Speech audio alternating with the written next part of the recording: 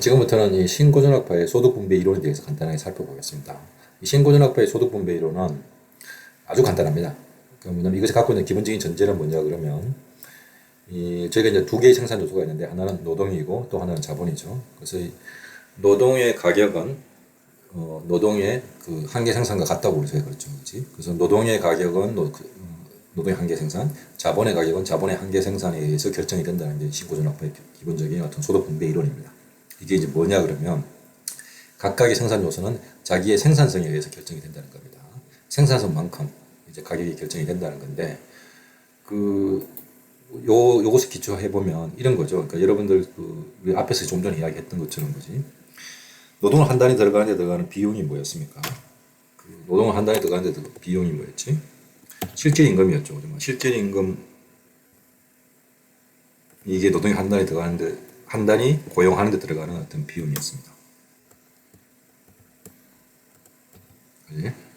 그리고 이게 노동의 비용이고 노동을 한 단위 고용하면 저희가 얻을 수 있는 게 뭐였습니까? 베네핏이 뭐냐면은 노동의 한계 생산이죠. 한계 생산이라는 게 뭐냐면은 노동을 한 단위 고용했을 때 그만큼 늘어난 아웃풋의 양인 거지. 그래서 기업은 언제 노동 수요를 합니까? 노동의 한계 생산이 이게 노동의 한계 생산이 노동 한 단위 고용했을 때 베네핏이고 이 실질 임금이 노동을 한 단위 고용했을 때의 들어가는 비용이니까 이 비용과 베네핏이 같아지는 곳에서 노동 수요가 일어났죠, 그지? 이 이야기를 다르게 얘기하면 이런 겁니다. 노동의 가격은 결국 뭐에 의해서 결정이 된다는 얘기니까 노동의 가격은 결국은 노동의 한계 생산은 같은 거니까 여기서 보시는 것처럼 노동은 자신의 한계 자기 생산성만큼 이제 지불이 된다. 노동의 가격 자체가 이제 이렇게 이해할 수 있겠습니다. 그래서 요거 가지고 다시 돌아오면 여기서 이 W 나누기 P는 실질 임금입니다. 노동 한 시간당의 어떤 임금인 거지. 근데 이 노동 한 시간당 시간당 임금을 뭐로 측정한 겁니까? 아웃풋을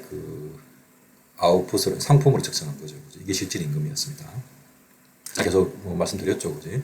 실질 임금이 예를 들어서 1시간 일하면 10,000원이고 1시간 빵 하나에 2,000원이라 그러면 1시간 일하면 빵 몇 개 받을 수 있습니까? 5개 받을 수 있죠. 이게 그 개념입니다. 네? 자, 이제 그리고 요게 시간당 임금에다가 곱하기 전체 노동 시간 양을 곱하면 이게 결국 뭐가 되겠습니까? 토탈 레이버 인컴이 되겠죠. 전체 노동 소득이 되겠습니다. 근데 이 토탈 레이버 인컴은 뭐하고 같냐 그러면 제가 아까 좀 전에 본 것처럼 실질 임금은 뭐하고 같기 때문에 실질 임금은 노동의 한계 생산, 마지널 프로덕트 오브 레이버하고 같기 때문에 요건 이렇게 다시 이렇게 쓸 수 있겠죠. 그지? 이렇게 하나 쓸 수 있고 캐피탈 인컴은 뭐냐 그러면 자본의 실질 렌탈 프라이스에서 자본 가격에다가 단위당 자본 가격에다가 자본량을 곱해서 곱한 게 이게 토탈 캐피탈 인컴이겠죠. 요 캐피탈 인컴이 또 뭐하고 같냐 그러면 여기 보시는 것처럼 요 자본의 가격 실질 렌탈 프라이스 오브 캐피탈이라는 건 뭐하고 같냐면 결국 이 자본의 한계 생산하고 같은 거였으니까 거기서 우리 앞에서 본 것처럼 이제 자본 수요가 결정이 되니까 그지? 뭐 다시 이렇게 쓸 수가 있고 얘는 이렇게 쓸 수가 있습니다. 따라서 이 노동 소득 더하기 자본 소득을 이렇게 다 합치면 이게 뭐가 되냐 하면 전체의 이제 국민 소득이 됩니다. 국민 소득이 되지. 이게 이제 뭐지? 우리나라니까 생산소가 두 개밖에 없으니까 노동이 있고 자본이 있으니까 크게 이제 자본 소득 더하기 노동 소득은 전체 국민 소득이 됩니다.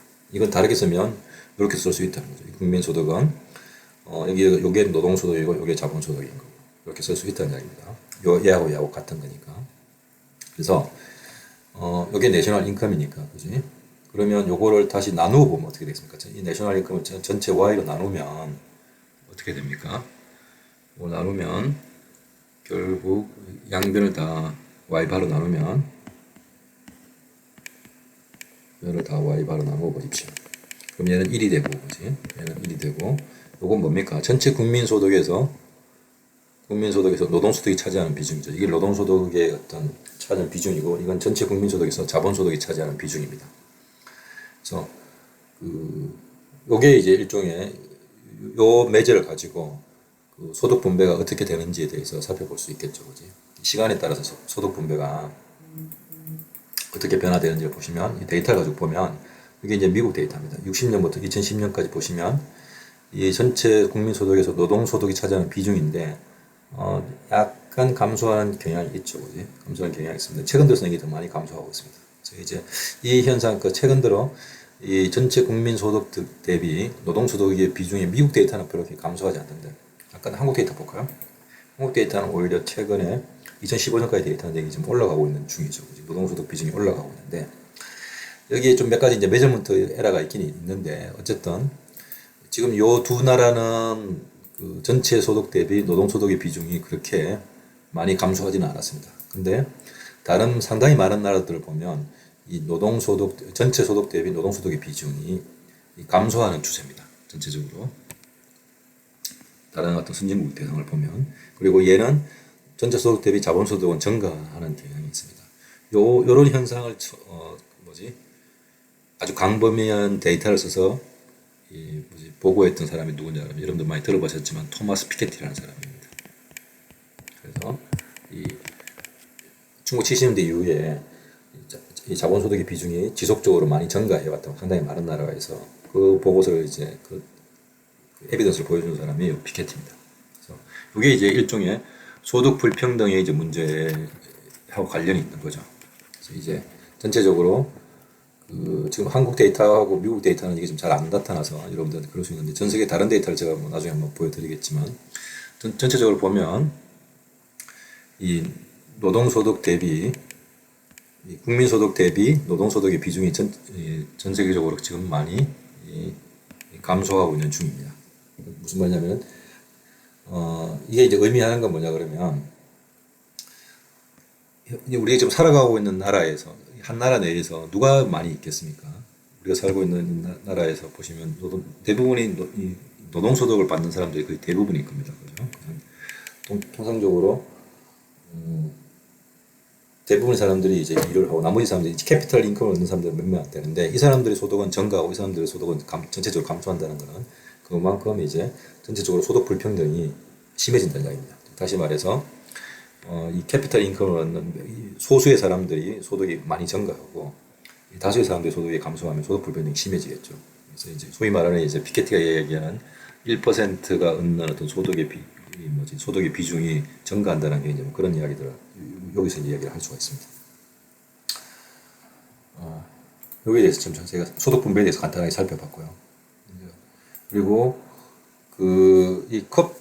제가 이제 가정하고 있는 게 뭐냐 그러면은 이 프로덕션 펑션을 이 CRTS 프로덕션 펑션을 그동안 제가 가정해 왔습니다. 그 중에 하나로 저희가 생각할 수 있는 프로덕션 펑션이 제가 앞에서 말씀드린 것처럼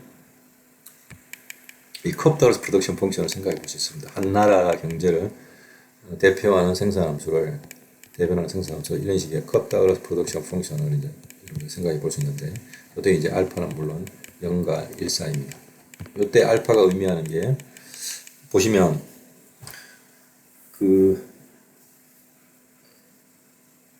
요 컵다우러스 프로덕션 펑션에 따르면 요것에 이런 생산함수에서의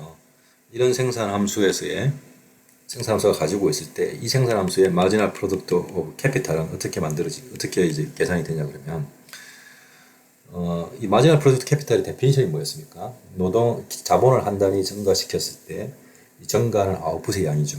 그거를 수식으로 쓰면 이렇게 쓸 수 있습니다. 이런 식이에요.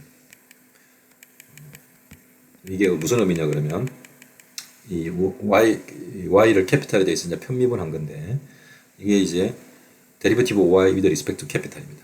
다른 게 노동이 변하지 않는 상태에서. 여러분들 우리 마지막 프로덕트 오브 캐피탈의 데피니션이 그거지. 다른 생산 요소가 변하지 않는 상태에서 자본을 한 단위 증가시켰을 때 증가하는 아웃풋의 양. 이게 이제 마지막 프로덕트 오브 캐피탈인데, 그것에 대한 어떤 그 데피니션을 수식으로 표현하면 이렇게 데리버티브로 이야기할 수 있습니다. 즉 y를 x에 대해서 편미분한 것으로 표현할 수 있는데, 이거를 이런 생산함수를 k에 대해서 y를 k에 대해서 편미를 하면 뭐가 만들어지냐 그러면 이런 식의 이제 미분값이 만들어지겠죠. 이렇게 만들어집니다. 이게 마지널 프로덕트 오브 레이버입니다. 그럼 여기다가 요 마지널 프로덕트 레이버, 마지널 프로덕트 오브 캐피탈입니다. 마지널 프로덕트 캐피탈에다가 K를 곱하면 어떻게 되겠습니까? 여기다가 K를 곱하면 얘하고 얘하고 같아지니까 얘는 전체적으로 어떻게 되겠습니까? 알파 곱하기 캐피탈의 알파에 이제 L의 1 마이너스 알파죠. 얘는 뭡니까? 얘는 Y였잖아. 그러니까 얘는 뭐하고 같습니까? 알파 곱하기 Y하고 같죠. 이렇게 나온다는 이야기입니다.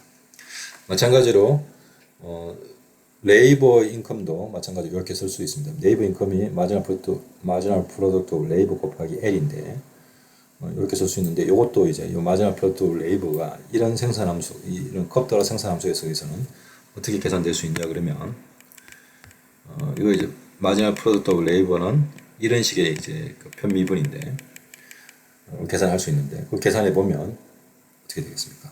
저거 그대로 계산해 보면 이번에는 어떻게 되겠습니까?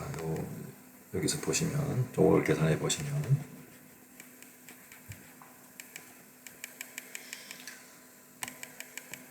이렇게 편미분을 계산하면 이거는 뭐지? 이번에는 1-알파가 되겠지.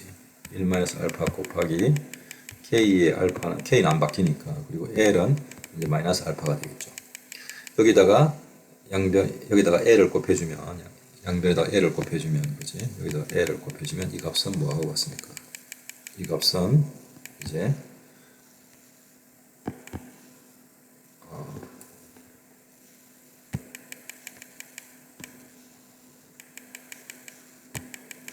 1-알파 곱하기 그죠? 여기 얘하고 되니까 이렇게 되겠지. 얘는 결국 뭡니까? 뭐하고 같습니까?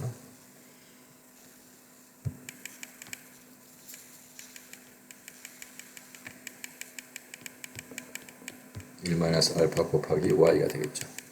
그죠? 요거 이렇게 나온다는 거예요. 그래서 그럼 요 두 개를 더하면 어떻게 되겠습니까? 알파 y 더하기 1-알파 y는 결국은 y겠죠. 그래서 네, 이렇게 표시하면 됩니다. 여기에 있는 뭐 요 a는 한 나라의 어떤 이 토탈 팩터 프로덕티비티라고 해서 한 나라의 어떤 생산 수준을 나타내는 겁니다. 기술 수준을 나타내는 건데 뭐 이건 뭐 무시하셔도 됩니다. 지금 요런 생산함수에서 여기서는 여기 A가 없죠. 요 차이는 뭐냐면 여기서 우리가 저희가 뭐지? A를 1이라고 가정하면 되기 때문에 이건 별 의미는 없습니다.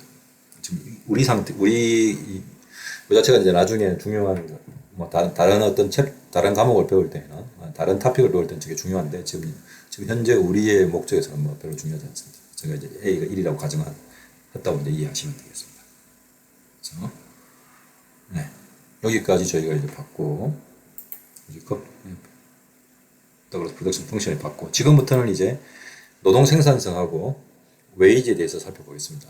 그래서 이제 요 노동 생산성과 웨이지를 살펴보기 잠깐 여기 쉬었다가 다시 돌아와서 노동 생산성과 웨이지에 대해서 실질 임금에 대해서 좀 살펴보도록 하겠습니다. 관계에 대해서 차근차근 살펴보도록 하겠습니다.